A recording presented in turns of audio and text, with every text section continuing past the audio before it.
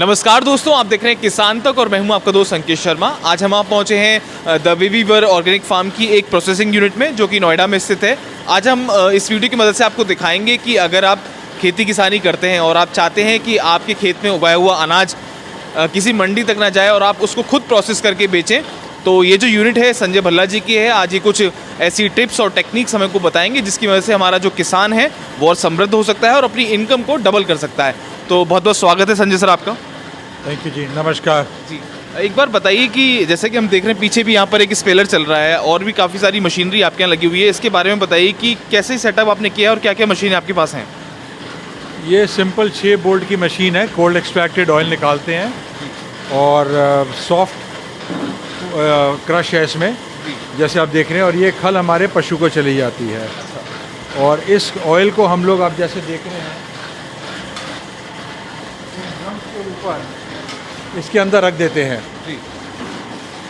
इसको हम फिल्टर नहीं करते, फिल्टर प्रेस है बट यूज़ नहीं कर रहे। हमने ये ऑब्ज़र्व किया है कि जैसे पहले होता था, मार्च के अंदर सरसों निकलती थी और दिवाली के बाद यूज़ करते थे, तो हमारे जैसे पुरानी रीति के हिसाब से उसके अंदर न्यूट्रिशनल वैल्यू जो होती है उसकी गुणवत्ता ज़्यादा रहती है। और हमने ऑब्ज़र्व भी किया इसका जो ऑयल होएगा आप देखेंगे वो गाढ़ा होएगा, विस्कियस होएगा। तो ये इस सीधे सादे पुराने तरीके से हम लोग निकाल रहे हैं। अभी फ़िलहाल आप देख रहे हैं सरसों का तेल निकल रहा है, ये काली सरसों का है। इसी तरीके से हम लोग पीली सरसों निकालते हैं और इसके बाद इसी मशीन पे काली और पीली और बाकी और प्रोसेसिंग मशीन्स हैं, छोटी मशीनें हैं जिसके अंदर हम बादाम का तेल, अखरोट का तेल, कोकोनट का तेल, कलौंजी का तेल, वो सब चीज़ें निकालते हैं। तो बेसिकली ये वैल्यू एडिशन करते हैं और एक तरीके से अपने पशुओं के लिए भी चारा भी ले रहे हैं। जैसे ऑयल सीड केक्स है जिसको खल कहते हैं, ये हमारे पशुओं के लिए जाती है, तो पशु भी स्वस्थ रहता है। कहीं ना कहीं जो एक किसान होता है अगर वो अपने घर पे प्रोसेसिंग यूनिट लगाता है तो उसको दोनों तरीके से इस तेल को बेच के भी उसको पैसा कमा सकता है, वह इसके साथ साथ जो खल निकलती है वो अपने पशुओं को भी खिला सकता है। वो बात ठीक है बट वो पॉसिबल नहीं है किसान को लगाने के लिए। तो ऑलरेडी गाँव में कोल्हू हैं, वही बेचारे बंद पड़े हुए हैं। तो ये सोल्यूशन नहीं है कि वो हर किसान कोल्हू नहीं लगा सकता, ना लगाना चाहिए।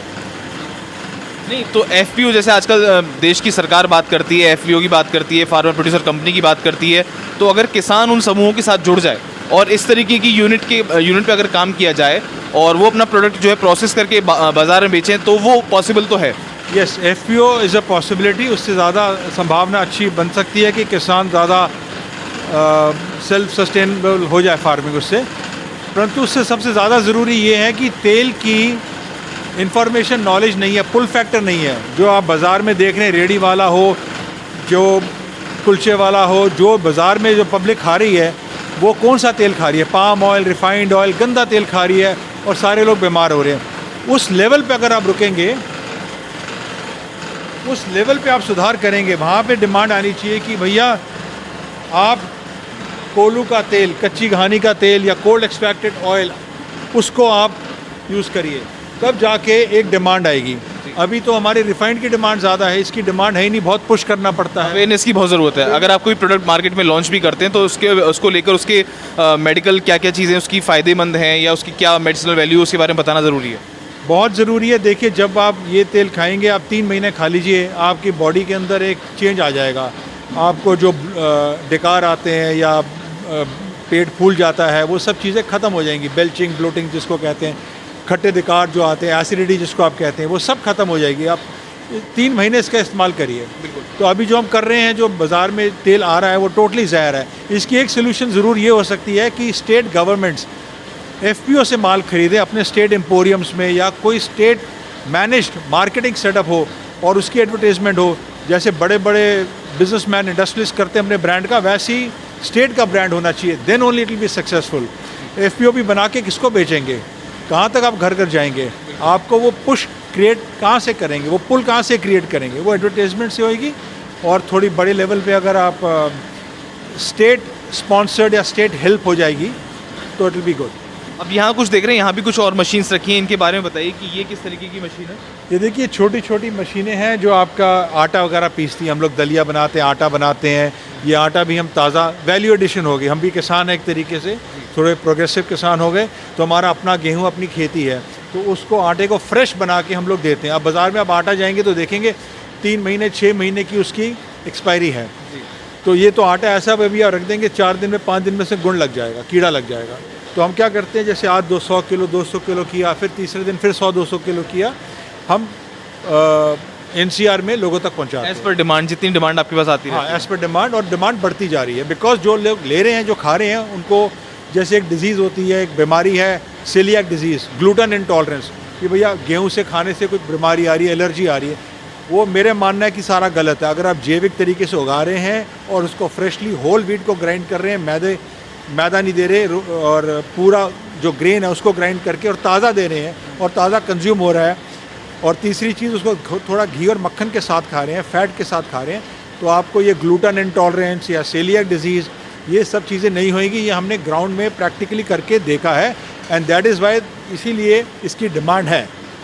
तो हम इसको मल्टीपर्पज़ यूज़ करते हैं। हमारे पास जैसे ये मशीन भी है, हम दलिया भी इसमें बनाते हैं, अपना बेचने के लिए भी और पशुओं के लिए भी। अच्छा। तो जो FPO वगैरह हैं, वो ये मशीनें FPO में लग सकती हैं, ये सब चीज़ें। तो लगभग अगर किसान ये सब चीज़ें खरीदना चाहे, बड़े अगर स्पिलर की बात ना करें, ये छोटी मशीन्स, और जैसे आप बता रहे हैं कि वो तेल वाली एक छोटी मशीन जो है, तो वो कैसे शुरुआत करे और लगभग कितना खर्चा उसको आएगा? देखिए, मेरे को अभी करंट प्राइसेस नहीं पता, बट मेरे ख्याल से ये जो आपकी ग्राइंडिंग मशीन या मिलिंग मशीन्स हैं, जिसमें आटा वगैरह बना सकते हैं, दलिया बना सकते हैं, ये मेरे ख्याल से 30-35 हज़ार की होगी। ये जो कोलू है, ये 6 बोल्ट का है, ये रफली अराउंड 3-3.5 लाख का होएगा। और छोटी तेल की मशीनें हैं, जैसे बादाम, अखरोट, बट बादाम और अखरोट हमारा किसान है उगाता नहीं है, तो वो एक अलग चीज़ होगी। बट वो मशीनें भी आपको 80 हज़ार 1 लाख से 2 लाख तक की आ जाती हैं। तो अगर कोई किसान चाहता है या कोई किसान समूह चाहता है, तो इस तरह की प्रोसेसिंग यूनिट भी लगा सकता है, और इस बजट में वो लगा सकता है। हाँ जी, बिल्कुल। किसान तो नहीं, किसान समूह लगाएगा तो बेटर रहेगा। और एक चीज़ और आप कह रहे थे कि प्रोसेसिंग तो लोग कर लेते हैं, प्रोडक्ट बना लेते हैं, लेकिन मार्केटिंग की बड़ी इश्यूज़ आते हैं। जब तक मार्केट की डिमांड को नहीं समझेंगे, सप्लाई को नहीं समझेंगे, तब तक सक्सेस नहीं हो पाएंगे। तो उसके बारे में आपका क्या कहना है? देखिए, उसके अंदर वो ऐसी चीज़ें लगाएं, प्रोसेस करें जो नॉन पेरिशेबल है, जो ख़राब ना हो। जैसे हल्दी है, हल्दी पाउडर बना दिया, कर रहे हैं किसान, उसको थोड़ा स्केल अप और करना चाहिए। अगर आलू है, कोल्ड स्टोरेज में डाल के बाद में बेच रहे हैं, ये सब चीज़ें आप कर सकते हैं। एक अवेयरनेस की बात, अवेयरनेस की बात है। दूसरा, लीफ पाउडर्स हैं, जैसे मोरिंगा है, तुलसी है, तुलसी उगती है आपके मथुरा साइड में या कहीं पे भी उगती हो, उसको ड्राई करके। बट किसान की हिम्मत नहीं हो सकती, तो ये FPO ही करेगा, कोई समूह, कोई ऑर्गेनाइजेशन मिल के ही करेगी, जो किसानों को भी ज़्यादा रेट दे उसके हिसाब से जी। और एक प्रोसेसिंग मशीनरी हो गई जहाँ पे वो ला के अपना प्रोसेस कर सके एक गांव के अंदर। That is very important. तो ये थे हमारे साथ संजय भल्ला जी, जिन्होंने बताया कि ये कैसे इस अपने जो फार्म का संचालन करते हैं, उसके बाद जो इनका प्रोड्यूस निकल कर आता है उसको यहाँ पर लाके अपनी इस यूनिट पे प्रोसेस करते हैं और लोगों तक पहुँचाते हैं, लोगों को अवेयर करते हैं कि वो स्वच्छ खाएं, शुद्ध खाएं, जिससे कि उनकी सेहत अच्छी रहे और उनको बीमारी न लगे। तो बने रहिए हमारे साथ, देखते रहिए किसान तक। अगर आपने हमारा यूट्यूब चैनल सब्सक्राइब नहीं किया है तो उसको प्लीज़ सब्सक्राइब कर लीजिए, बेल नोटिफिकेशन दबा दीजिए, ताकि आपको हमारे चैनल की सारी ताज़ा अपडेट मिलती रहे। खेती किसानी की खबरें पढ़ने के लिए आप kisantak.in पे भी जा सकते हैं। धन्यवाद। हमसे है दुनिया, हमें कुछ करके दिखाना है। मिट्टी मेरी, सेहत मेरी, खेती का नया जमाना है। किसान तक, खाना है तो उगाना है।